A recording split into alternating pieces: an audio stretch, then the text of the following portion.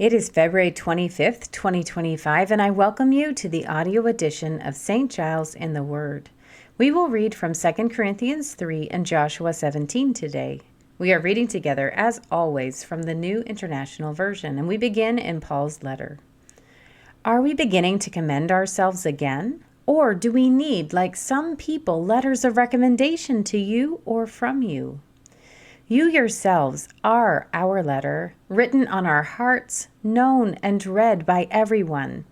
You show that you are a letter from Christ, the result of our ministry, written not with ink, but with the Spirit of the living God, not on tablets of stone, but on tablets of human hearts. Such confidence we have through Christ before God. Not that we are competent in ourselves to claim anything for ourselves, but our competence comes from God. He has made us competent as ministers of a new covenant, not of the letter, but of the Spirit. For the letter kills, but the Spirit gives life.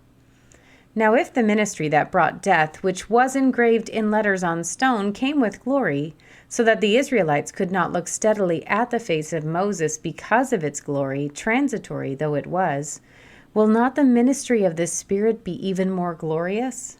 If the ministry that brought condemnation was glorious, how much more glorious is the ministry that brings righteousness?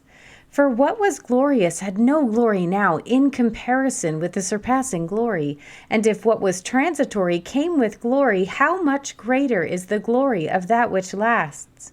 Therefore, since we have such a hope, we are very bold. We are not like Moses, who would put a veil over his face to prevent the Israelites from seeing the end of what was passing away. But their minds were made dull. For to this day the same veil remains when the Old Covenant is read. It has not been removed, because only in Christ is it taken away. Even to this day, when Moses is read, a veil covers their hearts. But whenever anyone turns to the Lord, the veil is taken away. Now the Lord is the Spirit, and where the Spirit of the Lord is, there is freedom.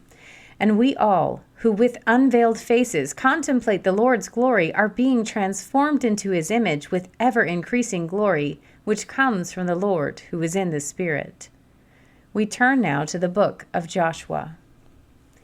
This was the allotment for the tribe of Manasseh as Joseph's firstborn, that is, for Machir, Manasseh's firstborn. Machir was the ancestor of the Gileadites who had received Gilead and Bashan because the Machirites were great soldiers. So this allotment was for the rest of the people of Manasseh. The clans of Abiezer, Helek, Azriel, Shechem, Hepher, and Shemida. These are the other male descendants of Manasseh, son of Joseph, by their clans. Now Zelophehad, son of Hepher, the son of Gilead, the son of Machir, the son of Manasseh, had no sons but only daughters, whose names were Mahlah, Noah, Hoglah, Milcah, and Tirzah. They went to Eleazar the priest, Joshua, son of Nun, and the leaders and said, "The Lord commanded Moses to give us an inheritance among our relatives." So Joshua gave them an inheritance along with the brothers of their father according to the Lord's command. Manasseh's share consisted of 10 tracts of land besides Gilead and Bashan east of the Jordan, because the daughters of the tribe of Manasseh received an inheritance among the sons.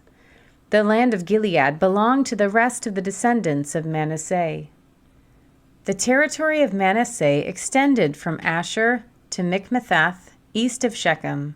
The boundary ran southward from there to include the people living at En-Tappuah. Manasseh had the land of Tappuah, but Tappuah itself, on the boundary of Manasseh, belonged to the Ephraimites. Then the boundary continued south to the Kana ravine.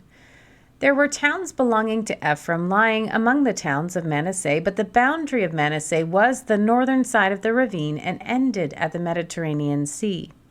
On the south, the land belonged to Ephraim, on the north to Manasseh. The territory of Manasseh reached the Mediterranean Sea and bordered Asher on the north and Issachar on the east.